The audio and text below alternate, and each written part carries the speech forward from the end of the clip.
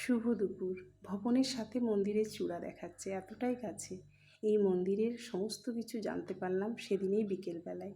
প্রভুজির কাছে জানতে পারলাম অনেক কিছু, কিছু আপনাদের জন্য নিয়ে এলাম। শুনুন, প্রচুর ইম্পর্টেন্ট কথা। হরে কৃষ্ণ।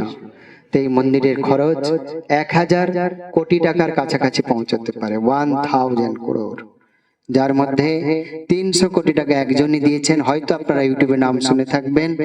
তিনি হচ্ছেন আমেরিকাবাসী অ্যালফ্রেড বুশ ফোর্ড, হেনরি ফোর্ডের গ্রেট গ্র্যান্ডসন। ফোর্ড কোম্পানির যে গাড়ি তৈরি হয় আমেরিকাতে, সেই ফোর্ড কোম্পানির মালিক। তিনি যখন বৈষ্ণব দীক্ষা নিয়েছিলেন শিল প্রভুপাদজির কাছ থেকে, ওনার নাম হয়েছিল অম্বরীশ দাস। ইউটিউবে সার্চ করলে দেখতে পাবেন অম্বরীশ দাস। ওনার ওয়াইফ কিন্তু আমাদেরই বাঙালি, তাই বাংলার প্রতি এত প্রেম। আমাদের ভারতেও অনেক বিজনেসম্যান রয়েছে, কিন্তু কেউ এত টাকা দেয় না। কিন্তু তিনি নিঃস্বার্থ ভাবে 300 কোটি টাকা দিয়েছেন। ওনার টাকা নিয়ে প্রথমে এই ভেদ পুজো হয়, ভেদের কাজ শুরু হয়।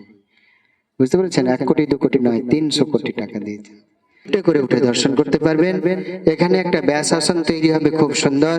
ইসকন প্রতিষ্ঠাতা আচার্য জগৎগুরু শিল প্রভুপাদজিকে এখানেই স্থাপনা করা হবে।